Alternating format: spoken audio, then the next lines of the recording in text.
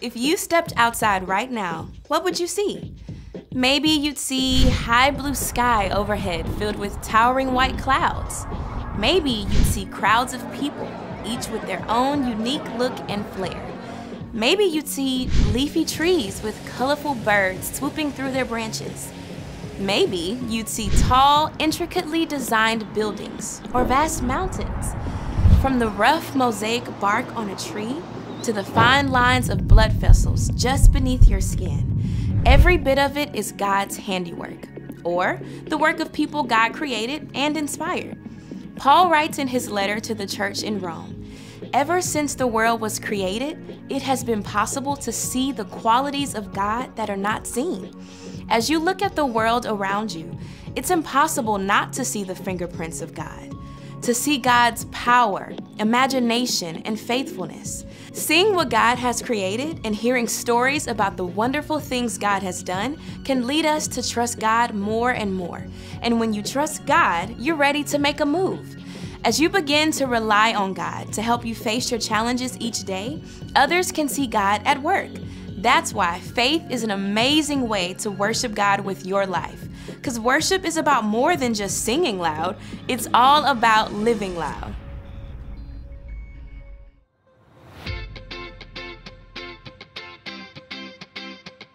Get ready, get set, ready, set, move! You've been with me from the start. You're the one who knows my heart. You are there for me, Jesus.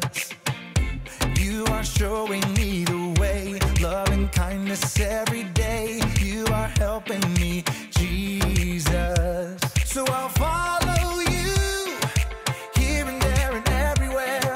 I know it's true, you're always by my side. I'm ready for the time of my life. I'm set on doing what you do.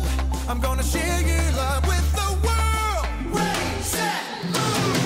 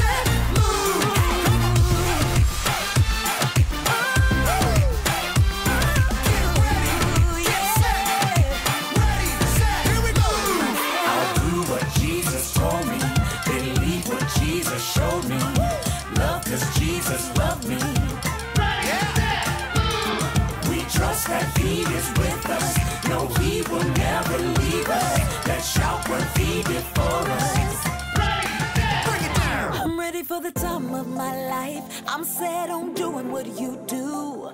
I'm gonna share your love with the world. Ready, set, move. I'm ready for the time of my life. I'm set on doing what you do. I'm gonna share your love with the world. Ready, set, move. I'll do what Jesus told me. I'll do whatever you want me to do. Ready, set, move.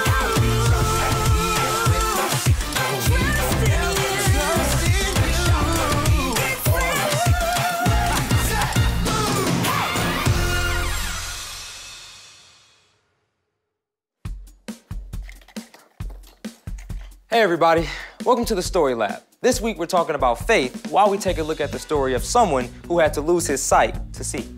Hey, I got your glasses. Thanks, man. You're very welcome. You have a great trip. Thank you.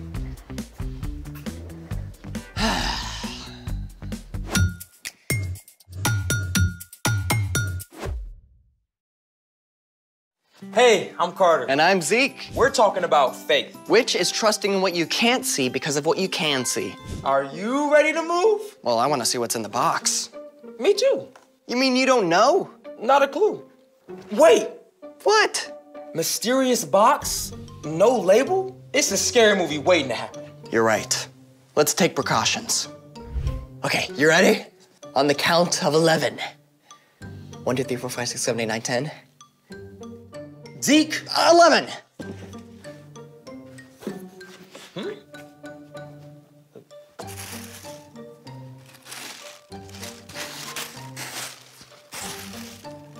Nothing. Oh, wait.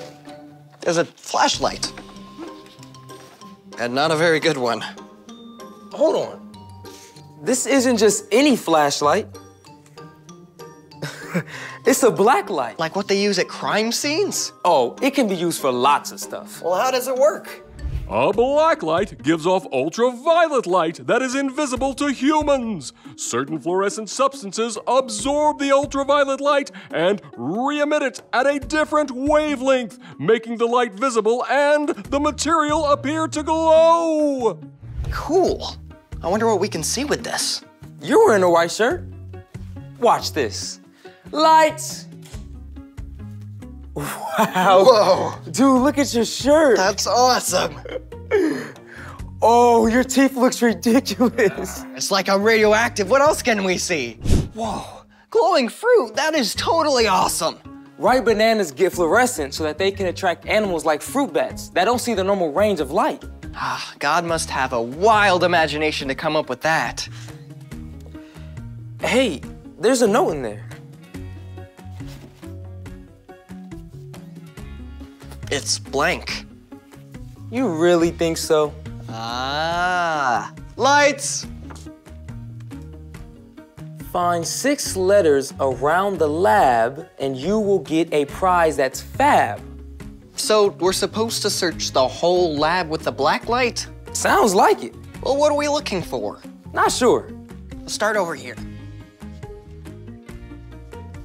Following right behind you. I see you. Just make sure you have my back. Oh, look. Ooh, it's a P. Wow. Let's keep going. Okay. Oh, it's a 3. But that's a number? I think it counts, right? As numbers do. Let's keep going. Okay, so we have a P and a 3. Oh, look. Ooh. An L. The plot thickens. Yeah. I think we gotta find some more. Ooh, right behind you. We gotta find some more, Zeke.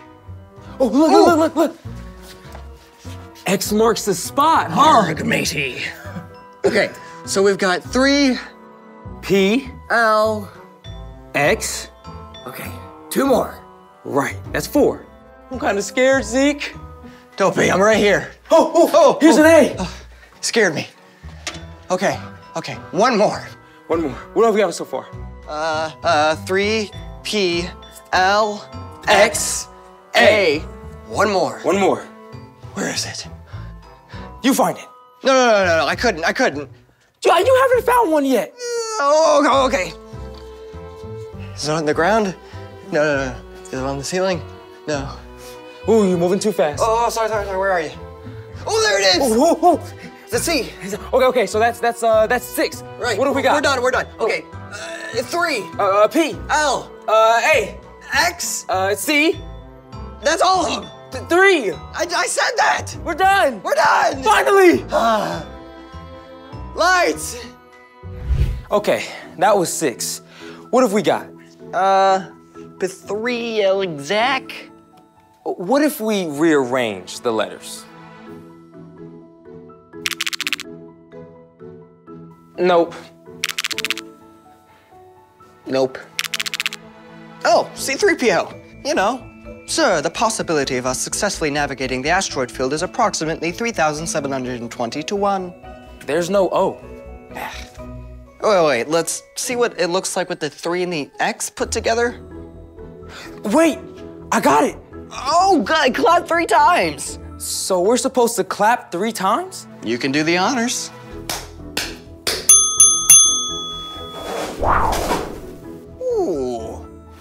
gift. What could be inside? I have no idea. Open it. No, you open it. No, you open it. No, I don't open it. Me neither. No, you. Okay. You ready? Yes.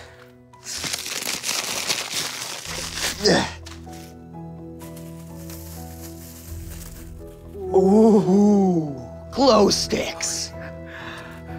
I know just what to do with these. Yes. Oh.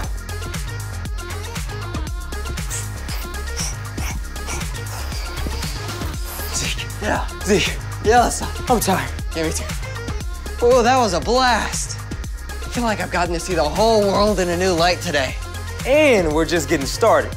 It's time for The story before the story. Today, we're in the book of Acts, which tells the story of the early church. But before Acts, way back in the very beginning, out of a deep, deep love, God made an amazing world. But when people turned away from God, the world was broken. God made a plan to draw people back into relationship. So at the right time, God sent Jesus, God's very own son, to live among us. Jesus gave up his life and was killed. But on the third day, he rose to life. After Jesus returned to heaven, the early church grew quickly with the help of God's Spirit. When the believers faced trouble in Jerusalem, they scattered to other places, taking the news of Jesus everywhere they went. Which is where our story starts. Take it away. Hey everyone, I'm Brian. Today, I want to introduce you to a man named Saul.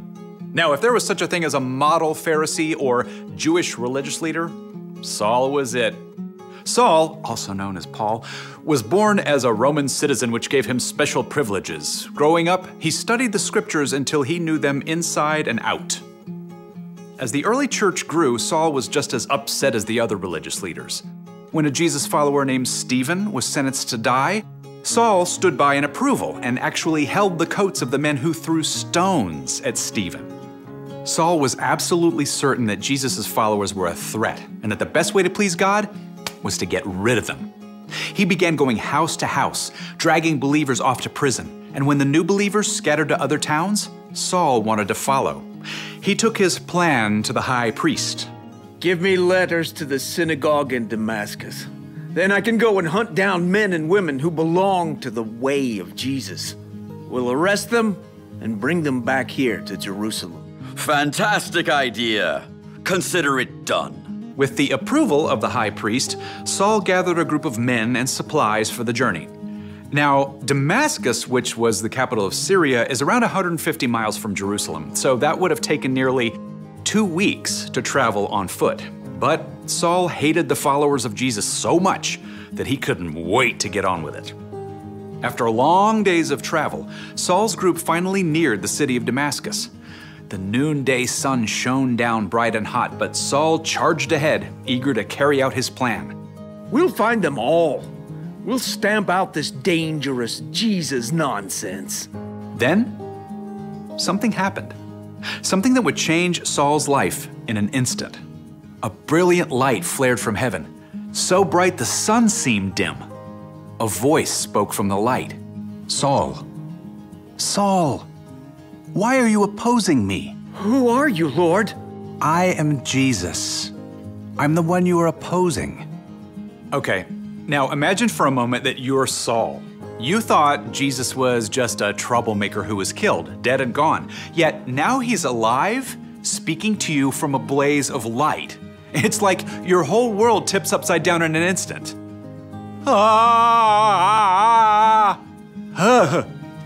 Whew. And Jesus wasn't done yet with what he had to say to Saul. Now get up and go into the city. There you will be told what you must do. The men with Saul saw the light too, and heard a sound. What is that? It's like thunder. As the light faded, Saul stood and opened his eyes. I can't see. Saul had been in full command, yet now he was helpless. Men from the group led him to a home in Damascus, and for 3 days, still blind, Saul prayed to God. During this time, he didn't even eat or drink anything. And that's where we'll leave it for today. The end. Ooh, a cliffhanger. You're right, it's to be continued. You cannot just leave everyone hanging like this. Okay, spoiler alert, Saul's meeting with Jesus did change him. Later, Saul regained his sight, and instead of trying to wipe out Jesus' followers, Saul became one. So, what's our part in the story? Well, you probably won't hear Jesus ever speak to you from a brilliant light. Saul's perspective, his way of seeing the world, was changed in an instant. But as you begin to learn who Jesus is and choose to follow him, your vision too will start to shift. You'll start to see things in a new light. Like the stuff that happens to you. That's true. When you know Jesus, you discover that you are a child of God and that God loves you more than you can imagine. Everything that happens to you, even the hard stuff, becomes an opportunity to grow and become more like Jesus. Knowing Jesus can change how you see other people too. Yeah, it's like you get this supervision to look at your class bully or your annoying little cousin and see that they're made in God's image too. And they deserve your love and respect. Knowing Jesus means that you can pause at any moment in your day and ask Jesus to give you his perspective.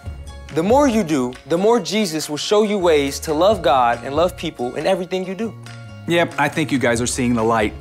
See you next time. So, here's the thing. Knowing Jesus changes how you see things. Hey, do you think those glow sticks have any light left? And thanks for joining us in the Story Lab. See you next time.